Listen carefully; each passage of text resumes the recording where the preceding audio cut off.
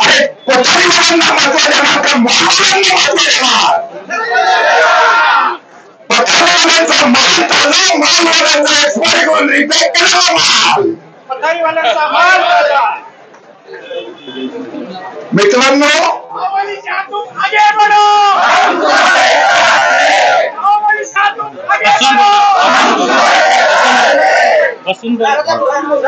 मित्रांनो, हा एकटा बाहुबली शाह आहे. बाहुबली शाह हा प्रतीक आहे. महाराष्ट्रातल्या सर्व संघटना, सर्व नेते यांचं प्रतीक म्हणून बाहुबली शाह उभा आहे.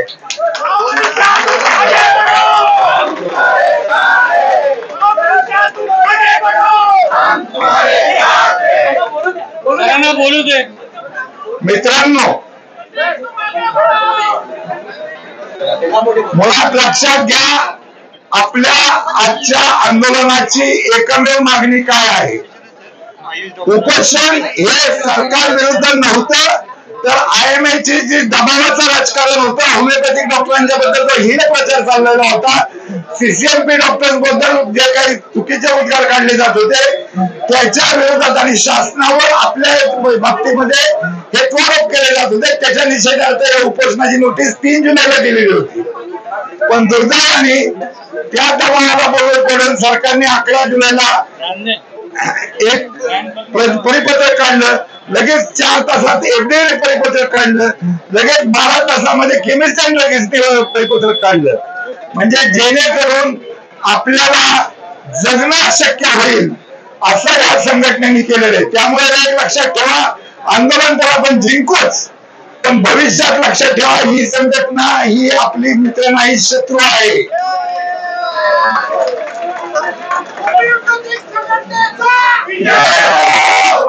धिक्कार असू शकते. आता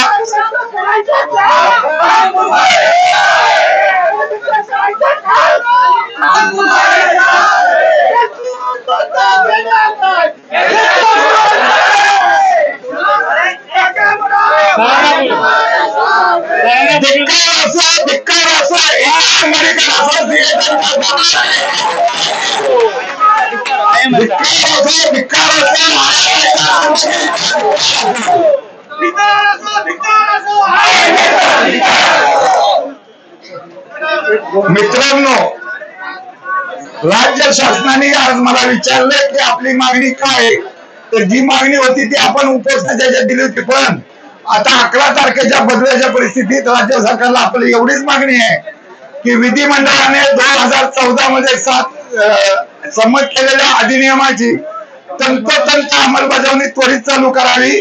त्याच्यासाठी त्या अंमलबजावणीला रोखण्यासाठी काढलेल्या 11 तारखेचं पत्र मागे घ्यावं त्वरित आजच्या आज, आणि होमिओपॅथिक डॉक्टरांना त्यांचे हक्क पुन्हा प्रस्थापित करावे. एवढीच आपली मर्यादित मागणी आहे. पण ही मागणी फार महत्वाची आहे. मित्रांनो, तुम्हाला सांगतो, आपण 1 किंवा 2 दिवसासाठी आंदोलनासाठी संघटित होतो, परंतु IMA फार सूत्रबद्ध पद्धतीने काम करत असते. 2016 मध्ये IMAचं जे आपल्या विरुद्ध कोर्टात केस होती, ती कोर्टातली केस लवकरात लवकर एक्सपिडेट करावी असे सुप्रीम कोर्टाचे आदेश होते, निर्देश होते. परंतु 9 वर्ष ही संघटना झोपून राहिली आणि हे पत्रक हातात मिळालं की लगेच त्यांनी आता त्याची फायनल एक्सपिडेट साठी कोर्टात अर्ज करून तारीख लावलेली आहे. तर जर हे परिपत्रक रद्द म्हणजे पत्रक रद्द झालं नाही तर आपली कोर्टातली केस ही वीक होणार आहे. त्यामुळे हे पत्रक रद्द होईपर्यंत बेमुदत आंदोलन हे तुम्हाला करावंच लागेल. अन्यथा स्वाभिमान गहाण ठेवून IMAच्या सदस्यांची एक प्रकारे लाचारी पत्करावी लागेल किंवा वैद्यकीय व्यवसाय बंद करून इतर व्यवसाय पकडावा लागेल. तर हे सगळं अन्यायकारक गोष्टी आहेत. ह्याच्याशी आपल्याला लढा दिला पाहिजे. मी स्वतः सांगतो, मी यातनं कुठल्याही दबावाखाली कशाखाली मागे हटणार नाही.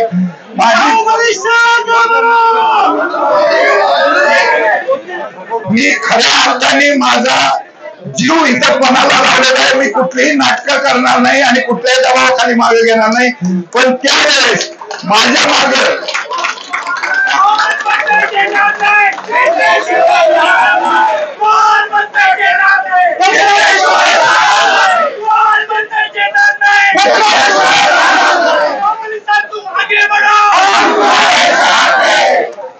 तर माझ्या मागे ही आज जी ताकद आहे ही कंटिन्युअस जर राहिली तर आणि तरच आपण हे साध्य करू, नाहीतर माझा जीव तर जाईल पण तुम्हालाही पुन्हा मी सांगितलेल्या 2 पर्याय राहणार. माझ्यासोबत राहणार आहे मोठ्या आवाजात हो म्हणून मला साथ द्या. तर मला फक्त एकच सांगा की आपण मला शेवटपर्यंत साथ देणार आहात.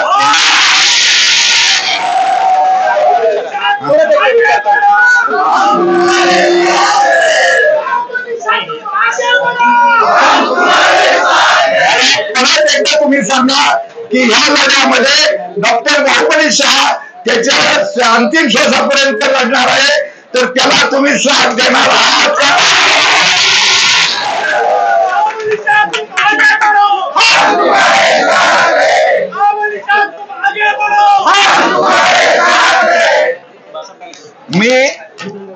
मी तुम्हाला सांगतो की कुणीही कुणाच्याही दबावाखाली आपल्या सदस्यांनी उपोषण मागे घ्या किंवा आंदोलन मागे घ्या अशी कृपा करून मला विनंती करू नका. मी कुणाचाही अवमान करू शकत नाही, पण मी ऐकूही शकणार नाही.